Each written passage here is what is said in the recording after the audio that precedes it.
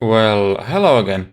Here I have another of these sketchy BGA-to-LGA CPUs, and I thought I'd make a quick video review of this thing. So what is the CPU exactly?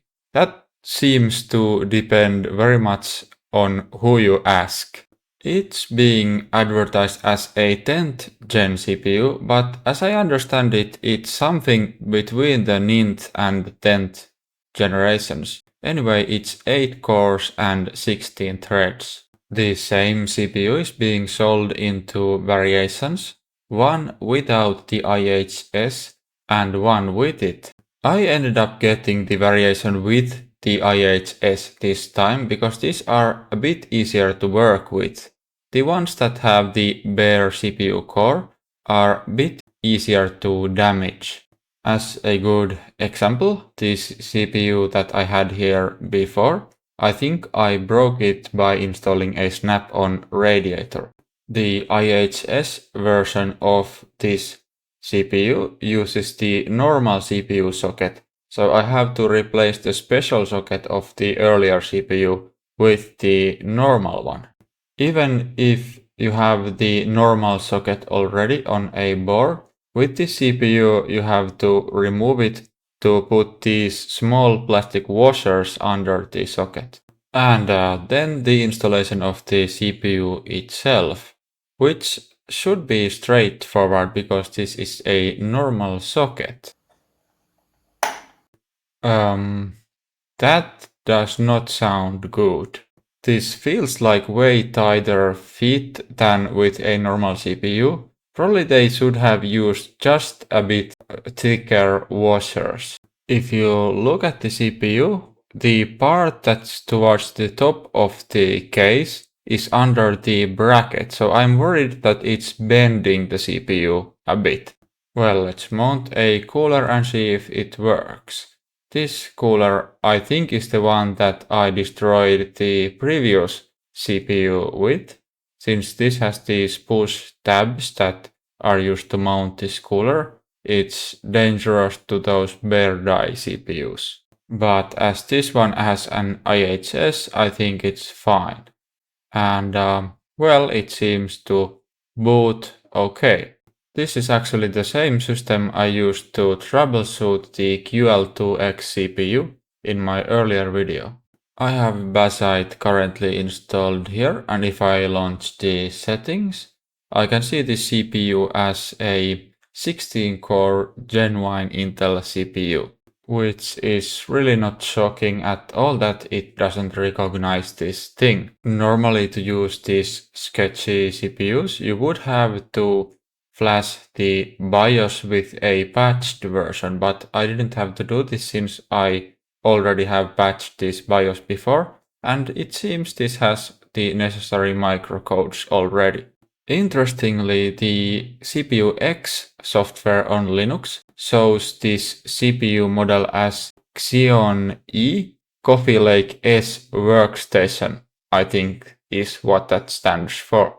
As you can see from the 3D Mark result, the GPU I'm using here is GTX 1070, though it seems this CPU could handle way more powerful GPUs, but this is what I had in hand.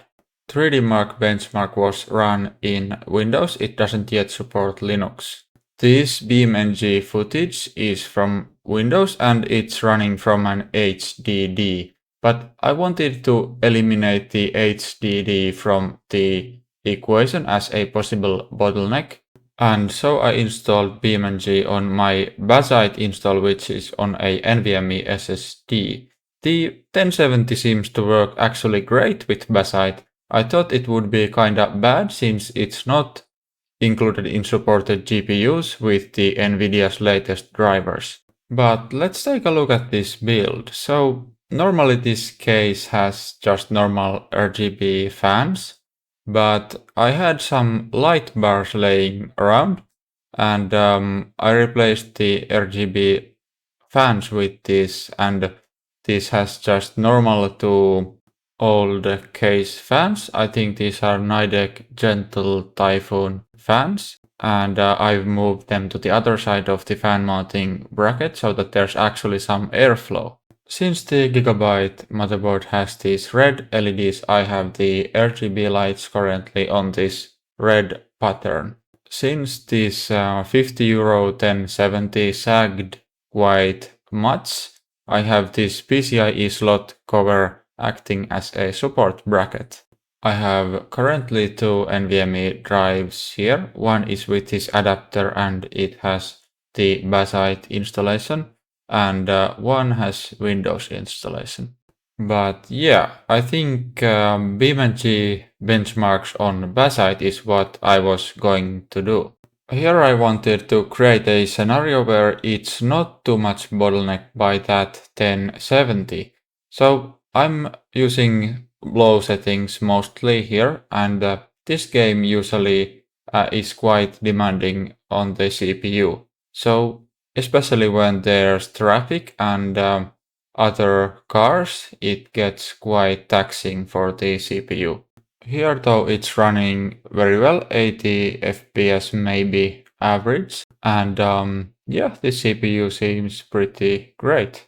It's on another level completely compared to the QL2X for example. Sniper Elite 5 also ran very well. I initially also tested this on Windows and on HDD, but then I wanted to test on SSD and I tested this on the Bazzite install. But I still wanted to include the Windows footage. It's not like apples to apples comparison, and it would have been more interesting to run both on NVMe SSD, but at some point I have to just make the video. In this game there's more FPS on Windows side, but it still runs very well on Bazzite too. Okay, so seems that this thing costs around €100 now. So is it worth that? Well, that depends what you can currently find locally, because you might find better second-hand CPU deals that don't require BIOS modding like this does. If you're not comfortable modifying BIOS images and flashing them with external programmers, then this is not for you. But if you like tinkering with these kinds of projects, then these CPUs are a really interesting option, and these are probably the ultimate upgrade for Skylake and Kaby Lake platforms. This board is a Z270 board, but I think this should work also in the 6th gen Skylake boards like Z170. I wouldn't use this 8-core in a cheapest possible board because I'm not sure if those have a robust enough power delivery, because Skylake and Kaby Lake had a maximum of 4 cores. So that's my QTJ1 CPU review, but I also went on some side quests. So firstly I tried the old Nvidia card in Bazzite, and as it's said in Bazzite's website, this gaming mode or big picture mode in Steam doesn't work quite properly. So as you can see, it's very laggy. But as long as you don't use the gaming mode or big picture mode, which I usually won't use anyway, it works fine. Nvidia recently released new open source drivers for Linux, but only for 16 and 20 series and forwards. It's really a shame that they decided to leave 10 series behind, but it'll be interesting to test 16 and 20 series cards if they work better. These things here were supposed to be the second side quest. These are 16 GB Optane modules that are now dirt cheap, while SSDs are very expensive. So these Intel Optane modules were meant to accelerate HDDs by working as a cache, which I think means that it would include the most accessed files on the HDD. So while this is just a 16 gig SSD with a real fast read speed and not so fast write speed, It was meant to be used in a configuration with an HDD, and that configuration requires a specific mode to be set in the BIOS, and it requires IRST drivers to be installed on Windows. So a BIOS setting and a Windows driver doesn't sound like a complicated setup, but I wasted hours on trying to get this to work because apparently there's different IRST software for 6th and 7th gen, then there's one for 8th and 9th gen, and then there's one for 11th and 12th gen. And yeah, firstly, I don't know what gen my CPU is, and secondly, my CPU is different gen than the motherboard. Eventually, I was able to get this app to launch, but I can't get the Optane working like it's supposed to.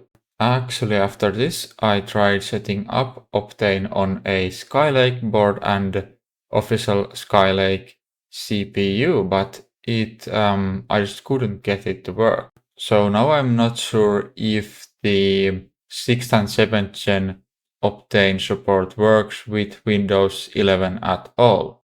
As I was searching for possible solutions for this Optane problem, I noticed that there's some kind of Optane support for Linux. So maybe that would be interesting to look at. It's not that Optane is a good solution, really, but it would be interesting to get it working. I mean, if you're going to have an HDD anyway, then why not to have a dirt cheap Optane accelerating it? Actually, would it be possible to bifurcate a PCIe X16 lane and set like 5 of these Optanes in some kind of RAID setup? Yeah, I think it's wisest to end the video here. Thanks for watching if somebody's still watching at this point.